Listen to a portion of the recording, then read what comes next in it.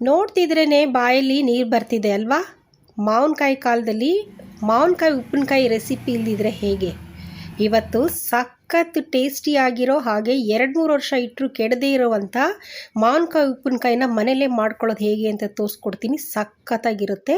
ನಮಸ್ತೆ, ಶುಶಿ ಅಡುಗೆ ಚಾನಲ್ಗೆ ನಿಮ್ಮೆಲ್ಲರಿಗೂ ಸ್ವಾಗತ. ಬನ್ನಿ ರೆಸಿಪಿನ ಮಾಡ್ಕೊಳ್ಳೋದು ಹೇಗೆ ಅಂತ ನೋಡೋಣ. ಅದಕ್ಕಿಂತ ಮುಂಚೆ ದಯವಿಟ್ಟು ವಿಡಿಯೋನ ಲಾಸ್ಟ್ವರೆಗೂ ನೋಡಿ. ಇಲ್ಲಿ ಉಪ್ಪಿನಕಾಯಿಗೆ ಅಂತಲೇ ಮಾವಿನಕಾಯಿ ಸಿಗುತ್ತೆ. ಅದನ್ನು 2 kg ತೊಗೊಂಡಿದ್ದೀನಿ.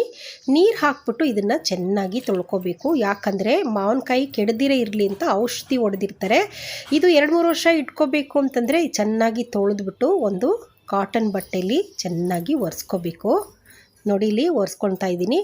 ಹಾಗೆಯೇ ತೊಟ್ಟು ತೆಗಿಬೇಕು. ಇದ್ರದ್ದು ತೊಟ್ಟು ತೆಗೆದ್ಬಿಟ್ಟು ಮತ್ತೆ ಇದನ್ನು ಕಾಟನ್ ಬಟ್ಟೆಯಲ್ಲಿ ಚೆನ್ನಾಗಿ ಒರೆಸ್ಕೋಬೇಕು. ನಮ್ಮ ಕೈ ಕೂಡ ಒದ್ದೇ ಇರಬಾರ್ದು. ನಾವು ಕಟ್ ಮಾಡೋ ಚಾಕು, ಮಣೆ, ಪ್ರತಿಯೊಂದು ವಸ್ತು ಕೂಡ ಸ್ವಲ್ಪನೂ ನೀರಿಲ್ದಿರ, ತೇವಾಂಶ ಇಲ್ದಿರ ಇರಬೇಕು. ನನ್ನ ಹತ್ರ ಈಳಿಗೆ ಮಣೆ ಇಲ್ಲ ಮಾವಿನಕಾಯಿ ಕಟ್ ಮಾಡೋದು, ಅದಕ್ಕೆ ಚಾಕುವಲ್ಲಿ ಕಟ್ ಮಾಡ್ಕೋತಾ ಇದ್ದೀನಿ. ಈ ಥರ ರುಚಿಯಾದ ರೆಸಿಪಿಗಳಿಗೆ, ಮನೆ ಅಡುಗೆಗಳಿಗೆ ದಯವಿಟ್ಟು ಶುಶಿ ಅಡುಗೆ ಚಾನಲ್ಗೆ ಒಂದು ಲೈಕ್ ಕೊಡಿ, ಶೇರ್ ಮಾಡಿ, ಹಾಗೆ ಸಬ್ಸ್ಕ್ರೈಬ್ ಮಾಡಿ ನನಗೆ ಸಪೋರ್ಟ್ ಮಾಡಿ. ಈ ಮಾವಿನಕಾಯಿನೆಲ್ಲನೂ ನಾನೀಗ ಕಟ್ ಮಾಡಿ ಇಟ್ಕೊಂಡಿದ್ದೀನಿ. ನೋಡಿ, ನಾನು ಇಷ್ಟು ಸೈಜಲ್ಲಿ ಕಟ್ ಮಾಡ್ಕೊಂಡಿದ್ದೀನಿ. ನಮ್ಮ ಮನೇಲಿ ತುಂಬ ದಪ್ಪ ಹೋಳು ಕಟ್ ಮಾಡಿದ್ರೆ ತಿನ್ನೋದಿಲ್ಲ, ಅದಕ್ಕೆ ನಾನು ಇಷ್ಟು ಚಿಕ್ಕದಾಗಿ ಕಟ್ ಮಾಡ್ಕೊಂಡಿದ್ದೀನಿ. ನಿಮಗೆ ದಪ್ಪ ಹೋಳು ಬೇಕಂದರೆ ದಪ್ಪಗೆ ಕಟ್ ಮಾಡಿಟ್ಕೊಳ್ಳಿ. ಈಗ ಇದನ್ನೆಲ್ಲನೂ ಅಳತೆ ಮಾಡ್ಕೋಬೇಕು. ನೋಡಿ, ಇಲ್ಲಿ ನಾನು ಒಂದು ಗ್ಲಾಸ್ ತೊಗೊಂಡಿದ್ದೀನಿ. ನೀವು ಒಂದು ಬೋಲು, ನಿಮಗೆ ಪಾವು ಯಾವುದಿದ್ರೂ ಸರಿ, ಒಂದು ಕರೆಕ್ಟಾಗಿರೋ ಒಂದು ಅಳತೆನ ತೊಗೊಂಡು ಮಾವಿನಕಾಯಿನ ಇದ್ರ ತುಂಬ ತುಂಬಬೇಕು. ನೋಡಿ, ಈ ಥರ ತುಂಬ ತುಂಬಿ ಅಳತೆ ಮಾಡ್ಕೋಬೇಕು ನಾವು. ನೋಡಿ, 1 2 3 4 5 ಹಾಗೆ 6 ಗ್ಲಾಸಷ್ಟು ಆಗಿದೆ. 2 kg ಮಾವಿನಕಾಯಿ ಕಟ್ ಮಾಡಿದ್ರೆ 6 ಗ್ಲಾಸ್ ಆಗಿದೆ. ಈ ಗ್ಲಾಸ್ನ ನೀವು ಕರೆಕ್ಟಾಗಿ ನೆನ್ಪಿಟ್ಕೋಬೇಕು. 6 ಗ್ಲಾಸ್ ಮಾವಿನಕಾಯಿ ಆಗಿದೆ. ಇದನ್ನು ಅಳತೆ ಮಾಡಿಕೊಂಡು ಫ್ಯಾನ್ ಕೆಳಗಡೆ ಸ್ವಲ್ಪ ಹೊತ್ತು ಕೈ ಆಡಿಸ್ಕೊಂಡು ಒಂದು 10ರಿಂದ 15 ನಿಮಿಷ ತೇವಾಂಶ ಹೋಗೋವರೆಗೂ ಇದನ್ನು ಆರಿಸ್ಕೊಳ್ಳೋಣ. ಅಷ್ಟೊತ್ತಿಗೆ ಸ್ಟವ್ ಹಚ್ಬಿಟ್ಟು 3 ಟೀ ಸ್ಪೂನಷ್ಟು ಮೆಂತ್ಯ ಹಾಕ್ಕೊಂಡು ಲೋ ಫ್ಲೇಮಲ್ಲಿ ಇದನ್ನು ಸ್ವಲ್ಪ ಕೆಂಪಗಾಗೋವರೆಗೂ ಹುರ್ಕೋಬೇಕು. ತುಂಬ ಕೆಂಪಗೇನೂ ಆಗೋದು ಬೇಡ, ಒಂದು ಸ್ವಲ್ಪ ಘಮ್ಮಂತ ವಾಸನೆ ಬರುತ್ತೆ ಆವಾಗವರೆಗೂ ಹುರ್ಕೊಂಡು ಇದನ್ನು ಒಂದು ಪ್ಲೇಟ್ಗೆ ಟ್ರಾನ್ಸ್ಫರ್ ಮಾಡ್ಕೊಂಬಿಡೋಣ. ತಣ್ಣಗಾದಮೇಲೆ ಇದನ್ನು ನಾವು ಪುಡಿ ಮಾಡ್ಕೋಬೇಕು. ನೋಡಿ, ಈ ಥರ ಪುಡಿ ಮಾಡಿಟ್ಕೊಂಡಿದ್ದೀನಿ. ಇಷ್ಟು ನುಣ್ಣಗಾದರೆ ಸಾಕು. ಇದನ್ನು ಸೈಡಲ್ಲಿ ಇಟ್ಕೊಂಬಿಡೋಣ. ಅದೇ ಬಾಣಲಿಯಲ್ಲೇ ನಾನು 1 ಗ್ಲಾಸ್ ಅಳತೆ ನೋಡ್ಕೊಂಡಿದ್ದೀರಲ್ಲ, ಮಾವಿನಕಾಯಿ ಯಾವುದರಲ್ಲಿ ನಾವು ಅಳತೆ ಮಾಡಿದ್ವಿ ಆ ಗ್ಲಾಸಲ್ಲಿ 1 ಗ್ಲಾಸಷ್ಟು ಸಾಸಿವೆನ ಹಾಕ್ಕೊಂಡು ಲೋ ಫ್ಲೇಮಲ್ಲಿ ಇದನ್ನು ಉಗುರು ಬೆಚ್ಚಿಗೆ ಮಾಡ್ಕೋಬೇಕು. ಹುರ್ಕೋಬಾರ್ದು. ಮುಟ್ಟಿದ್ರೆ ನೋಡಿ, ತೋರಿಸ್ತಾ ಇದ್ದೀನಿ, ಮುಟ್ಟಿದ್ರೆ ಬಿಸಿ ತಗಲ್ಬೇಕು ಅಷ್ಟೇ. ಅಷ್ಟು ಹುರ್ಕೊಂಡ್ರೆ ಸಾಕು. ಇದನ್ನು ಅಷ್ಟೇ ಒಂದು ಪ್ಲೇಟ್ಗೆ ಟ್ರಾನ್ಸ್ಫರ್ ಮಾಡಿಕೊಂಡು ತಣ್ಣಗಾದ್ಮೇಲೆ ಪುಡಿ ಮಾಡ್ಕೊಂಬಿಡೋಣ. ನೋಡಿ, ಇದೇನು ನುಣ್ಣಗಾಗೋದು ಬೇಡ, ಇಷ್ಟು ತರತರಿಯಾಗಿದ್ದರೆ ಸಾಕು. ಸೈಡಲ್ಲಿ ಇಟ್ಕೊಳ್ಳೋಣ. ಸೇಮ್ ಪ್ಯಾನೇ ಇಟ್ಕೊಂಡು ಸೇಮ್ ಗ್ಲಾಸಲ್ಲಿ 1 ಗ್ಲಾಸಷ್ಟು ಕಲ್ಲು ಉಪ್ಪನ್ನೇ ಉಪಯೋಗಿಸ್ಕೋಬೇಕು. ಪುಡಿ ಉಪ್ಪನ್ನ ಇಲ್ಲಿ ಹಾಕಬಾರ್ದು. ಯಾಕಂದರೆ 2-3 ವರ್ಷ ಇಡೋದ್ರಿಂದ ಪುಡಿ ಉಪ್ಪು ಅಷ್ಟೊಂದು ಬಾಳಿಕೆ ಬರಲ್ಲ. ಅದಕ್ಕೋಸ್ಕರ ಕಲ್ಲು ಉಪ್ಪನ್ನ ಒಂದು ಸ್ವಲ್ಪ ಬೆಚ್ಚಗೆ ಮಾಡಿಕೊಂಡು ಪುಡಿ ಮಾಡಿ ಇಟ್ಕೊಂಡಿದ್ದೀನಿ.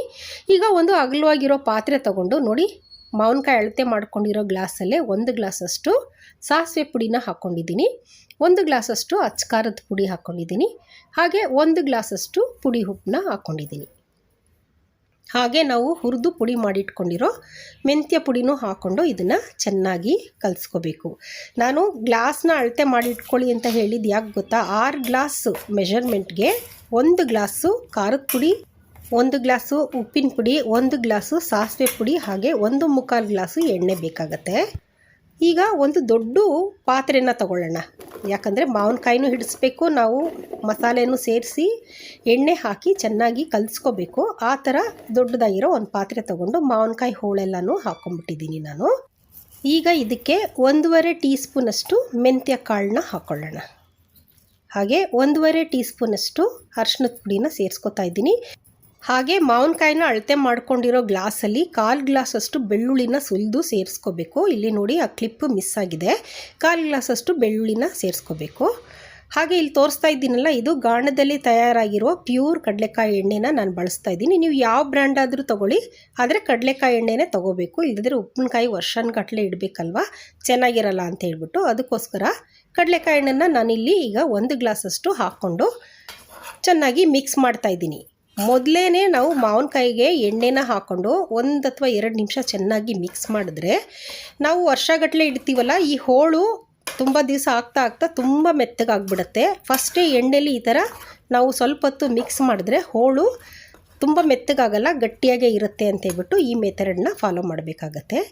ಈಗ ನಾವು ಬೆರೆಸಿಟ್ಕೊಂಡಿರೋ ಮಸಾಲೆ ಪುಡಿಗಳನ್ನೆಲ್ಲನೂ ಸೇರಿಸ್ಕೊಂಡು ಮಿಕ್ಸ್ ಮಾಡಬೇಕು. ಈ ಥರ ನೋಡಿ ಹೋಳಿಗೆಲ್ಲನೂ ಮಸಾಲ ಚೆನ್ನಾಗಿ ಸೇರ್ಕೋಬೇಕು, ಆ ಥರ ಮಿಕ್ಸ್ ಮಾಡಬೇಕು.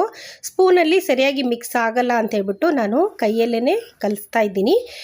ಉಪ್ಪಿನಕಾಯಿ ಈ ಥರ ಏನಾದರೂ ಪದಾರ್ಥಗಳು ಮಾಡ್ತಿದ್ದೀವಿ ಅಂದಾಗ ಕೈಯಲ್ಲೇ ನಾವು ಮಿಕ್ಸ್ ಮಾಡೋದು ಬಹಳನೇ ಒಳ್ಳೆಯದು. ಯಾಕಂದರೆ ಪ್ರತಿಯೊಂದು ಹೋಳಿಗೆ ನಾವು ಸೇರಿಸ್ತಿರೋ ಮಸಾಲೆ ಎಣ್ಣೆ ಎಲ್ಲ ಚೆನ್ನಾಗಿ ಬೆರೆತ್ಕೋಬೇಕು.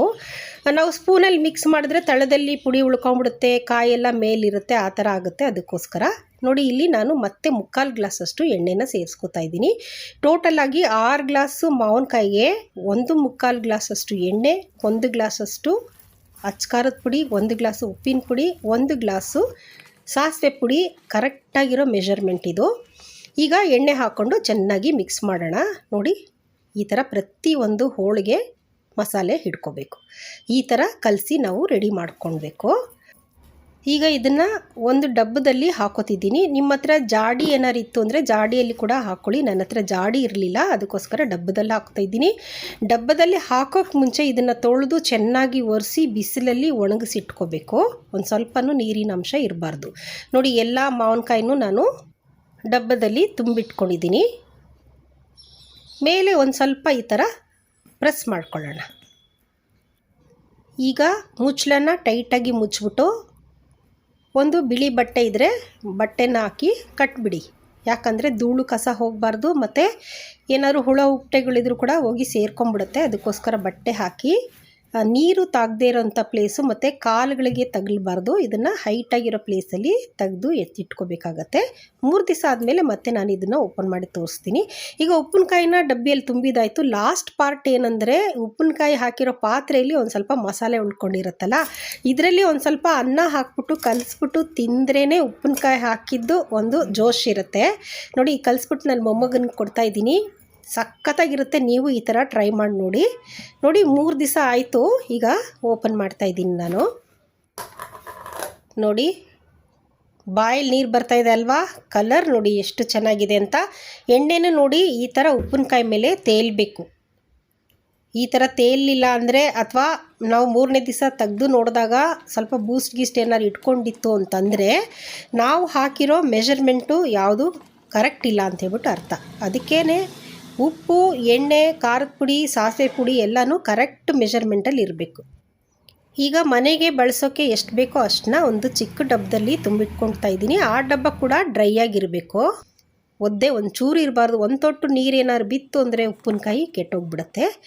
ಇದನ್ನೆಲ್ಲ ಈ ಥರ ಒಂದು ಬಾಟ್ಲಲ್ಲಿ ಹಾಕಿ ತೆಗೆದಿಟ್ಕೊಂಡು ಉಳಿದಿರೋ ಉಪ್ಪಿನಕಾಯಿನ ಇದೇ ಥರ ಬಟ್ಟೆ ಕಟ್ಬಿಟ್ಟು ನೀಟಾಗಿ ಮುಚ್ಚಳ ಮುಚ್ಚಿ ಮೇಲೆ ಡ್ರೈ ಇರೋ ಪ್ಲೇಸಲ್ಲಿ ಇಟ್ಕೊಳ್ಳಿ.